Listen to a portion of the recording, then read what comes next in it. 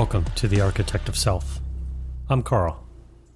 If you've been following my work, you might know the show is under another name. Moving forward, we're leaning fully into what this is really about. Not just taking control of your life, not just surviving your story, but deliberately designing the person you choose to become. This isn't some self-help bullshit. This is about structure. It's about ownership. It's about building a self you respect from the foundation up. Before we go any further, this is important. This is not therapy. I'm not your therapist, and we are definitely not therapy buddies. If you're struggling with mental health issues, you need to reach out. You need to do something. Use your resources. Call a friend, call a family member, or call or text 988 in the US. No matter what, do something. Don't just sit in the dark. Today we're talking about gratitude, but not the kind you slap on a motivational poster or hashtag online. I'm talking about real, gritty, applied gratitude. The kind that forces you to confront your resistance, shifts how you operate, and ultimately changes the way you respond to life. Because here's the truth. Gratitude isn't just an attitude, it's a skill. One you can practice, sharpen, and weaponize against the chaos life throws at you. The silent drive. Years ago, after a long night that seemed like it lasted forever, we had been in a bad situation. People got hurt. Really hurt. Details don't matter, but it was one of those where you're lucky to walk away, but left with images that stick. Nobody talked on the way back. The hum of the machinery, the faint smell of smoke and sweat, the weight of the gear tugging uncomfortably at my body. And this heavy silence?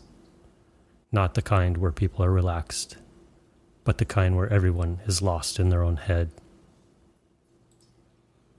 Here's the thing. In moments like that, your brain grabs onto what's wrong. It replays it, exaggerates it, and anchors you there. Gratitude? Not even on the radar. But if you don't know how to shift your focus, those moments start shaping you in ways you never agreed to. Think about your last silent drive moment. It might not have been like mine.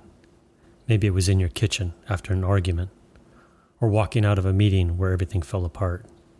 How did your brain grab the wheel in that silence? Before I give you the next story, I want you to understand something. Gratitude isn't about pretending things are okay when they aren't. It's about you refusing to hand over your mental architecture to whatever chaos just landed in your lap. It's about reclaiming the blueprint, deciding how the moment will be stored in you, not just how it felt in real time. Another one from my vault. The Waiting Ridge. It was a cold winter night. Over the crack of a radio transmission, we got word we had an aircraft. Down. Bravo 1, this is Alpha Team Leader Red Fox. Do you copy? We have an aircraft down in the North Ridge sector. Again, aircraft down in the North Ridge sector. Unknown survivors at this time. It was high in the mountains. Too high. The terrain was extreme, steep and jagged. We had no way to reach it immediately. No idea if anyone had survived. All we could do was wait. Somewhere up there, beyond the ridgelines, we could see the flash of a strobe light.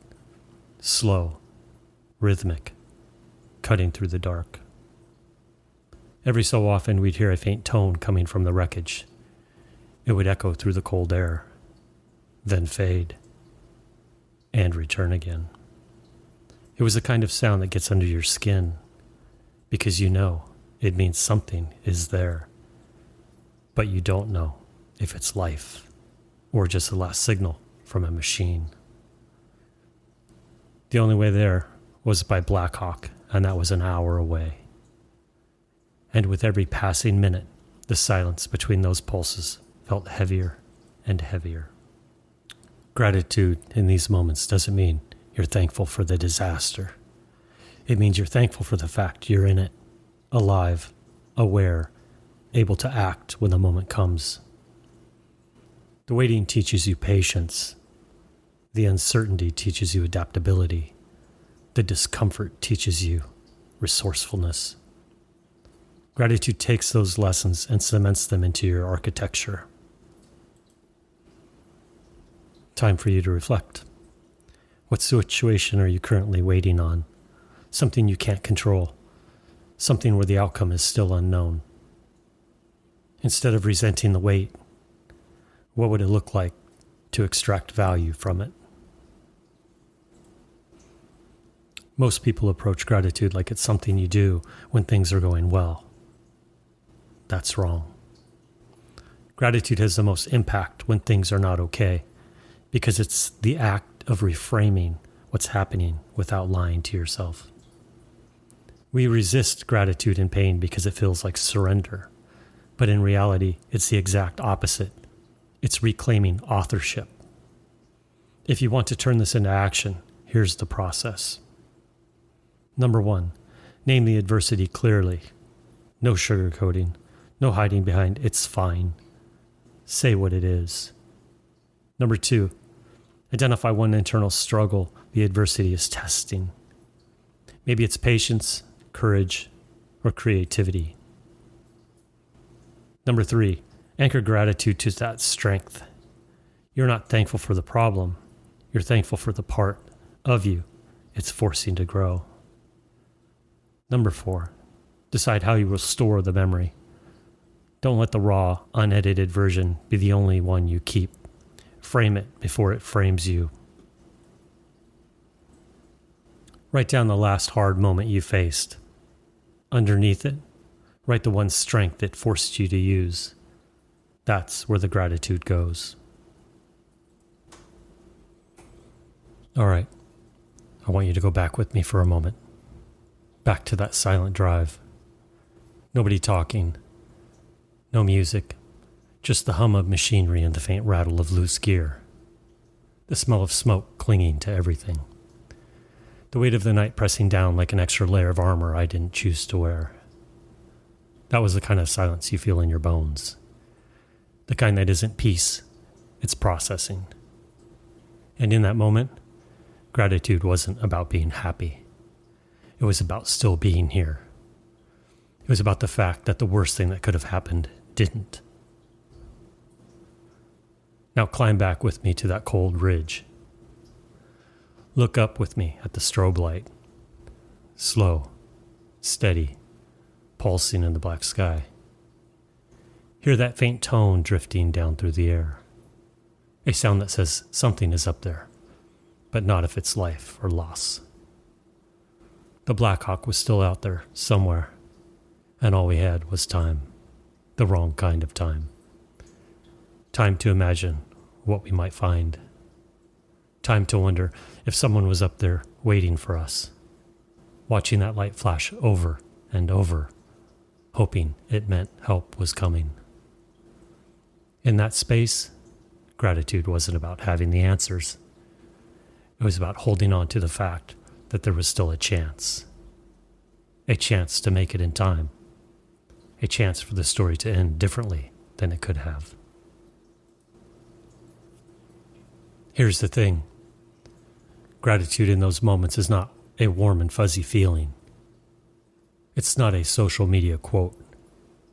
It's a grip.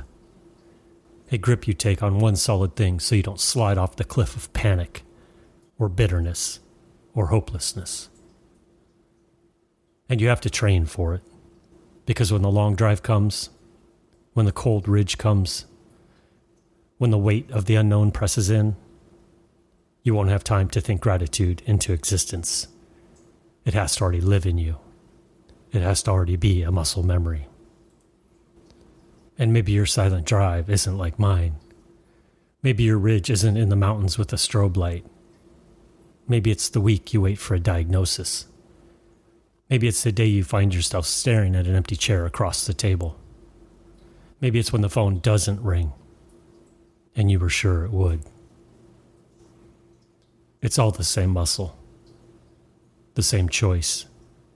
Gratitude is your anchor when the current's trying to drag you out. So as we close this out, I'm asking you, not just as someone speaking into a mic right now, but as someone who's stood in these moments. Build the muscle. Make it a daily rep. Not because life is comfortable, but because it isn't. Because one day, you will need it more than you thought you ever would. And that's not the day you want to start training. That's why this work matters. Gratitude is more than a mood. It's a blueprinting tool. It lets you take the chaos life throws at you and set it into the foundation as strength instead of damage. So for the next week, practice gratitude, not when it's easy, but exactly when it's the hardest. You are the architect of your own self. Design wisely.